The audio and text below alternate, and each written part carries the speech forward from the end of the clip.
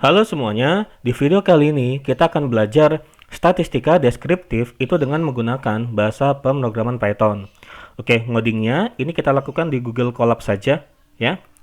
Nah, ini adalah beberapa library yang akan kita gunakan. Kita print dulu ya. NumPy untuk perhitungan matematika, Pandas untuk tabelnya, kemudian Matplotlib di sini.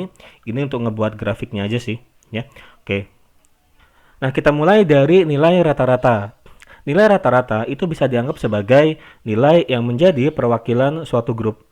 Contoh nih, misalkan ini adalah nilai ulangan matematikanya si Ken ya. Itu dia misalkan dapat pertama dia dapat 62, kemudian kedua dapat 65, terus 68. Nah, untuk mendapatkan nilai rata-rata ulangannya si Ken ini kan gampang ya, tinggal kita jumlahin aja. Kemudian nanti hasilnya itu dibagi dengan banyaknya nilai yang ada ya. Ini ada 3 nilai sih, berarti nanti dibagi sama 3. Nah, kalau di Python untuk mendapatkan nilai rata-rata, caranya seperti ini ya, kita menggunakan NumPy. Jadi np.min, kemudian kita masukin variabel matematikanya si Ken, kita print. Nah, ini keluar hasilnya 65 ya. Nah, tapi mengetahui rata-rata dari suatu grup itu sebenarnya nggak cukup sih. Contoh nih ya, misalkan ini adalah nilai matematikanya si Jo nih. Kalau si Jo itu misalkan dia dapat nilai pertamanya itu misalkan 35 ya, kemudian 65, terus 95. Nah, kalau misalkan kita cari nilai matematikanya si Jo ini, kita print ya. Nah, nanti hasilnya itu 65 juga ya, sama kayak nilai rata-ratanya si Ken tadi. Tapi apa nih yang ngebedain antara nilai matematikanya si Jo sama si Ken? Oke, kalau kita lihat si Jo ini dia nilainya lebih bervariasi ya, lebih beragam, terlebih loncatnya lebih jauh-jauh ya daripada rata-ratanya. Rata-ratanya kan 65 gitu. Tapi ada yang kecil banget nih 35 dan ada yang gede banget 95. Itu si Jo. Kalau misalkan si Ken dia bisa dibilang lebih rapet ya. Jadi kayak ya lebih seragam lah ya gitu. Jadi loncatnya nggak jauh dari nilai rata-ratanya yang 65 ini gitu ya. Nah, parameter di statistik itu yang mengukur seberapa menyebar satu data atau seberapa dia menyimpang dari nilai rata-ratanya, itu disebut dengan standar deviasi ya. Oke, jadi standar deviasi itu mengukur tingkat penyebaran ya, bisa dianggap sebagai tingkat penyebaran suatu nilai yang ada di data gitu. Oke, misalkan kita ingin mengetahui standar deviasinya si matematikanya si Ken, caranya seperti ini ya. Kalau di Python np.std mtk-nya si Ken. Nah, ini dapat kita nilainya itu 2,4 ya, standar deviasinya atau menyebarnya itu sebesar 2,4 ya, menyimpang dari rata-ratanya itu sebesar 2,4. Kalau misalkan si Jo ya,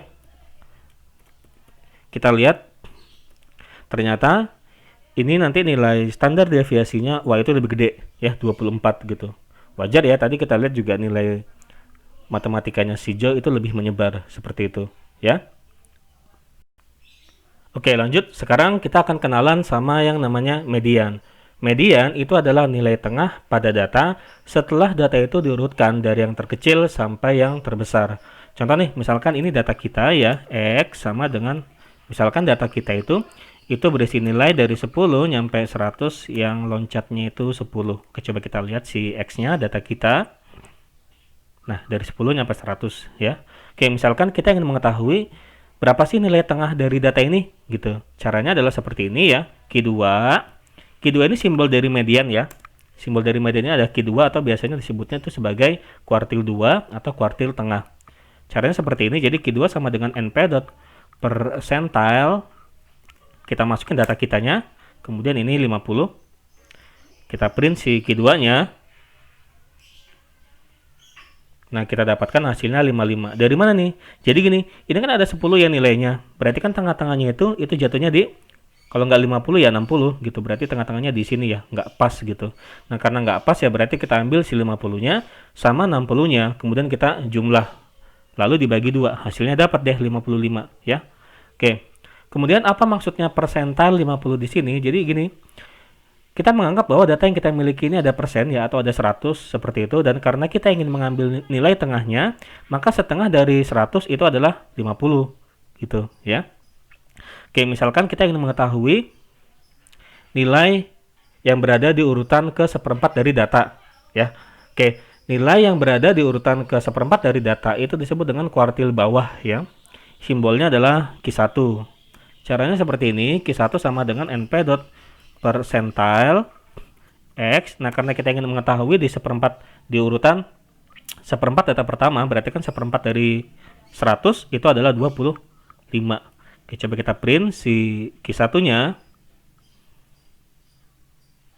Nah, ini ternyata di seperempat data pertama yang kita miliki nilainya adalah 32,5.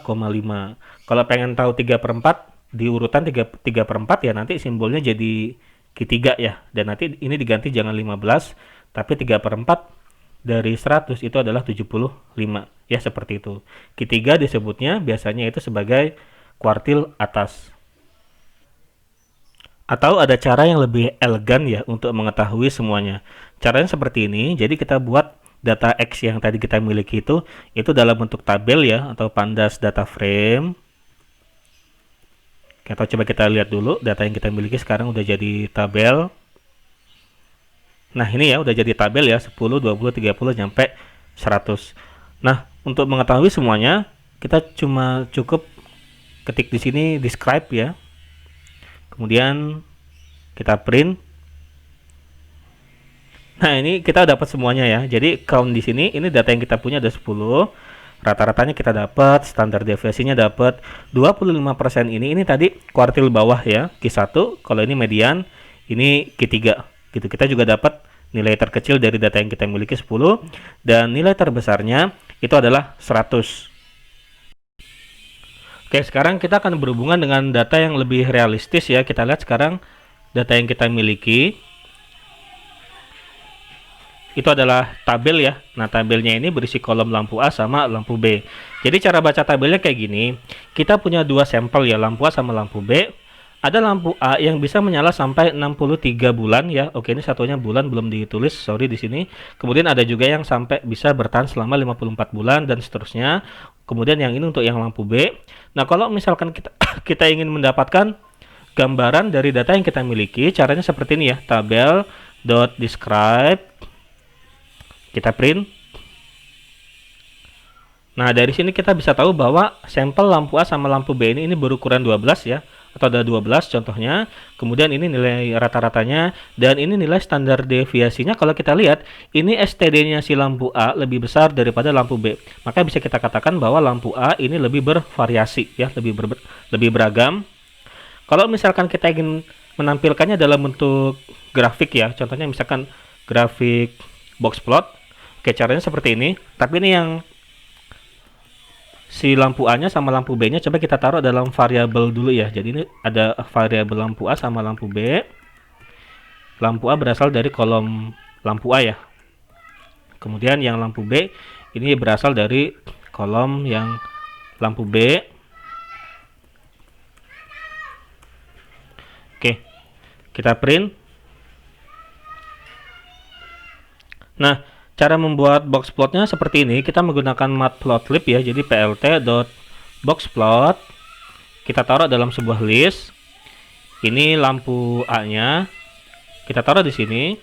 Juga lampu B-nya ini kita taruh di sini ya. Terus coba kita print. Nah, ini box plotnya kok nggak ada ya? Oh, ini ada nih di bawah ya. Cuma ada kayak keterangan gini-gini ini. Untuk menghilangkan keterangannya kita bisa nulis ini ya, tanda ini, kemudian coba kita print lagi. Udah hilang, tapi ini mana yang lampu A, mana yang lampu B ya. Oke, berarti kita kasih labels dulu. Lampu A, kemudian lampu B. Kita print lagi ya. Nah, ini dia, ini box plot yang untuk lampu A, ini yang untuk lampu B. Coba kita lihat yang lampu B dulu ya, kita akan pelajari bagian-bagian dari box plot ini. Ini jadi box plot ini bentuknya kayak persegi panjang vertikal gitu ya. Kayak yang sisi alasnya ini merupakan Q1 ya, atau kuartil bawah. Yang atapnya ini adalah Q3 dan garis yang warna oranye ini adalah mediannya. ya. Adapun yang garis yang yang ekor bawah ini ya, ini adalah nilai terkecilnya ya atau minnya, dan ini adalah nilai maksimumnya. Seperti itu, ya. Oke, kalau misalkan kita lihat ini yang untuk lampu A, kita lihat bahwa dia lebih menyebar tuh ya. Tadi juga udah kita lihat di tabel bahwa lampu A ini standar deviasinya itu lebih besar gitu. Oke, kalau kita lihat ini yang di sebelah sini yang warna oranye ini kan Q2 ya. Loh kok Q1-nya nggak ada nih, gimana nih? Oke, coba kita lihat lagi di tabelnya tadi itu. Antara Q2 sama Q1 untuk yang lampu A tadi Q2-nya ada tapi Q1-nya nggak ada ya. Oh, Q2-nya sama Q1-nya ini dia sama ya, sama-sama 54 ya. Makanya tadi itu berimpit ya, seperti itu. Oke, kalau kita lihat di sini kan nggak ada nilai rata-ratanya ya. Untuk memunculkan nilai rata-ratanya, caranya seperti ini. Kita tambah parameter baru ya, show means sama dengan true. Oke, dah muncul nih rata-ratanya itu yang ini ya, yang warna segitiga hijau ini adalah rata-ratanya. Ya untuk lampu A ini sekian ya, antara 55 sampai 60, dan lampu B ini rata-ratanya ini hampir sama kayak mediannya ya, gitu. Oke, ini adalah statistika deskriptif ya. Jadi kita belajar ini berguna untuk sebelum lebih jauh tentang ke data analisisnya atau tentang ke statistika inferensialnya ya. Oke, sampai jumpa di video berikutnya.